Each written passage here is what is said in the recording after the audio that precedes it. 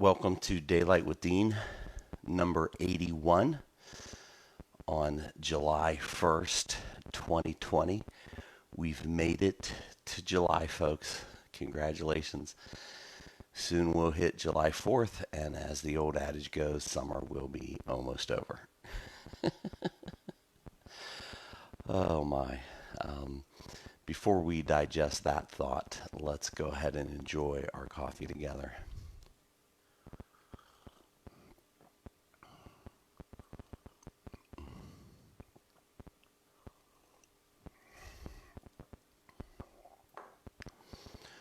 Wow, there you go.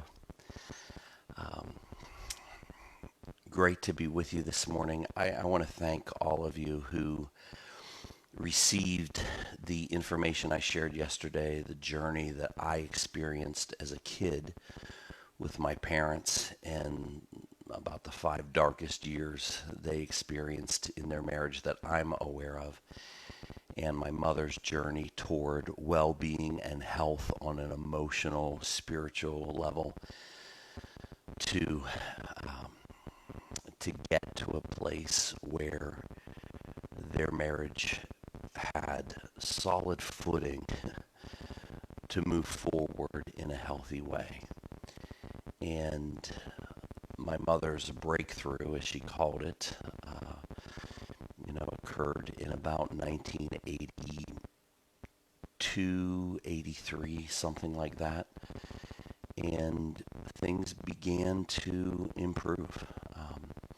They didn't. They didn't transform totally.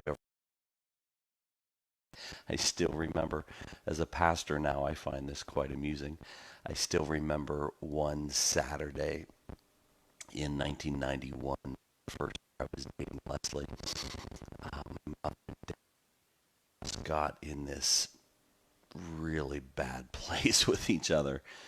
It was a Saturday morning, afternoon, and they were not seeing eye to eye. And I don't remember what it was about. I think my dad wanted to work on his projects. My mother had other plans for him. And my dad just couldn't surrender his Saturday. He had his projects he had to do in the garage and whatnot. And it got so tense in the house, I called Pastor Steve. He'd just been our pastor for 2 years. And I'm like, Pastor Steve, I need you to come over to the house. My parents, they're about to lose their minds with each other, and I need you to intercede. And to his credit, within an hour, he was at our house, and I was not privy to that part of things. I was out of the house, intentionally had left at that time, um, but it got their relationship got really good.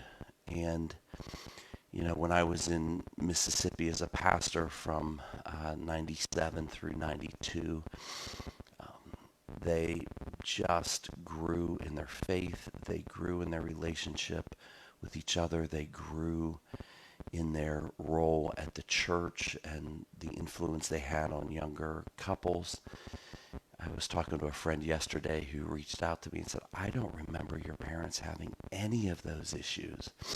And I'm like, well, you didn't live with them. But secondly, by the time you got to know them, they had worked through that and they'd landed at a really and grew to be at a really good place.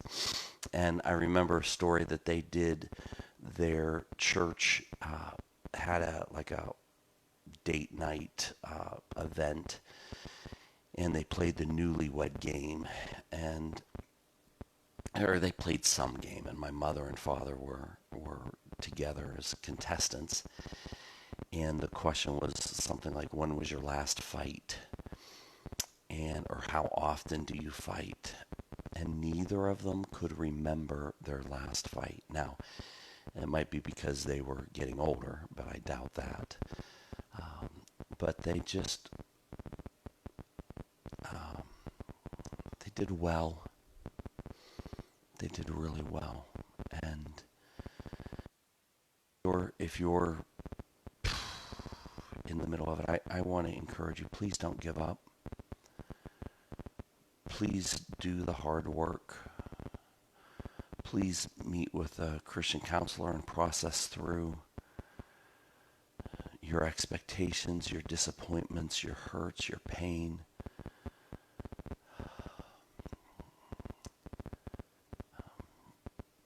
And you can get at a good place. I just wanted to kind of wrap that up from yesterday, but I promised yesterday that I would talk about Leslie and I. We spent the afternoon together, and I informed her that I was going to be talking about us, and it didn't even faze her. I didn't get, well, don't say this, well, don't say that. That never even came up, so it's all fair game. So when Leslie and I got married, uh, I was extremely immature. Now, I know that's hard for you all to even fathom, but I was. I was 25 years old and one of the more selfish, self-centered, self-absorbed, me first 25-year-olds.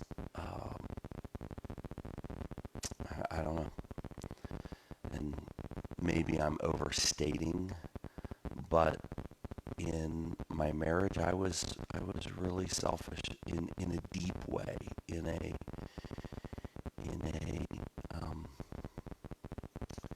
in a way that was hard to put my finger on for a while, and I didn't really have words for this. But it's an interesting thing. Scripture tells us that when we get married, two people become one. And I didn't quite grasp that, and I didn't quite pursue that journey of oneness. So here's where the selfishness kind of showed up. Um, I felt this just is so embarrassing to admit. I felt that Leslie slowed me down. I felt that she held me back from reaching my potential. I felt that she was keeping me from excelling. And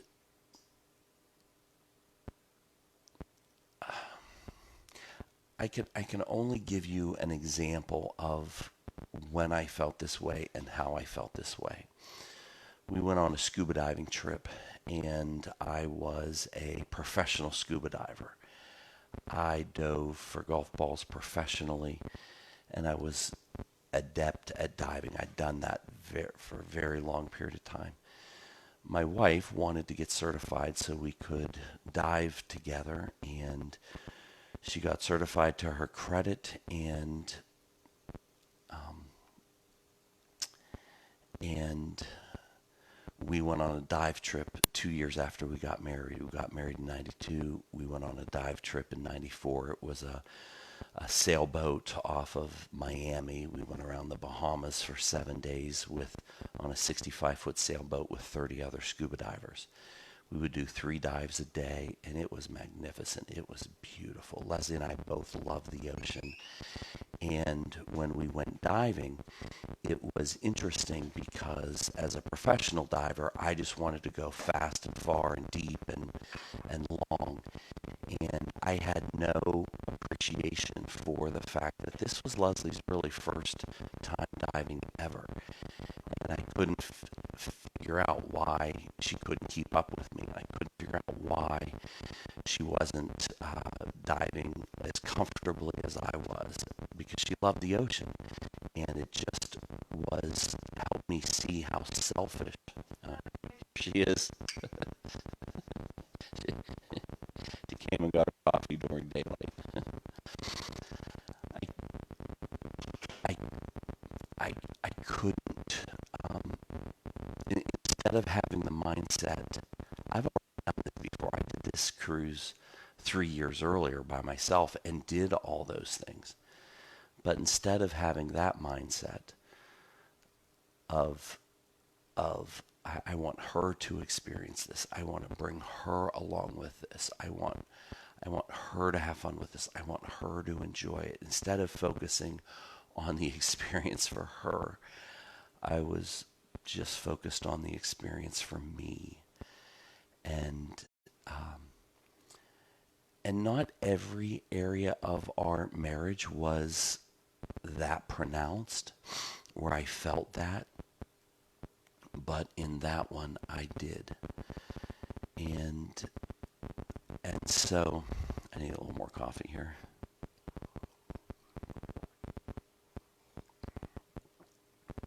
And there were subtle ways that this showed up as well. So with my golf ball business, I would dive out of town for 3 to 4 days at a time, eastern Pennsylvania, over in Ohio. And Leslie liked to be with me. And when I was away, she would get annoyed at me. And we would do well over the phone, but entering back into being together was really rough.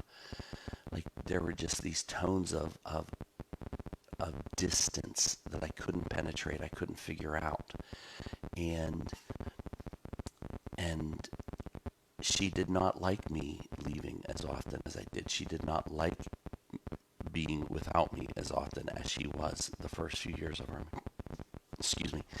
our marriage. And she just got used to doing things all by herself. God bless you, Leslie. Got used to doing things all by herself. And when I came back in, it was kind of like, well, who are you? I've already got my rhythm and my routine. And then she would warm up for a couple days, and then she'd realize I was leaving again, and she would get annoyed and irritable toward me and shut down for a couple days leading up to my time away.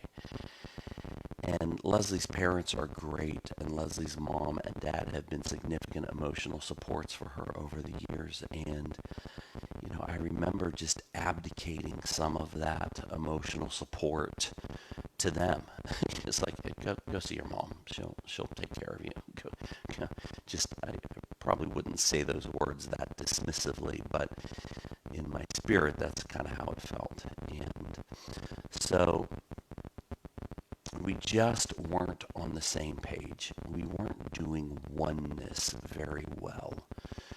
And we lived in the trailer the first 3 years of our marriage, and then our daughter was born. We bought my aunt's house, who had passed away, a small 2-bedroom house, and that was fun and exciting. And then we went through the tension of trying to figure out my career and transitioning into ministry. And it wasn't until we moved to Tupelo, Mississippi, that we really began to pursue oneness as a couple. And this pursuit of oneness is the most significant pursuit that every couple goes on. Because is your marriage just two people cohabitating, doing their own thing, coming together occasionally? Or is your marriage two people becoming one and navigating a new life together as husband and wife? And when we moved to Mississippi and we were all each other had, that was a transformative journey for both of us. And the Lord did some significant work in my heart, breaking me, eradicating the arrogance and pride that I had lived with for a couple decades as a kid, and teen and early young adult. Tupelo, Mississippi was the best thing that ever happened for our marriage and the hardest thing I ever did professionally. And God broke me there. And it was when I was broken before Him, when I was humbled, when I was just gut-wrenching, dying emotionally because I was failing so badly as a pastor and not growing this church that I went to. because that was my plan to grow the church. I hadn't really given a whole lot of thought to what God's plan was during that time. It was in that brokenness and in that learning to depend on each other and lean into each other that everything began to change for us. Everything changed for the good for Leslie and I. So this is probably going to be a two-parter because I'm going to share tomorrow the couple strategic important things that occurred and transformed in my life and in our marriage that made it all that it can be. And my son Alex is up. Good morning, buddy. I'm so glad you're here today.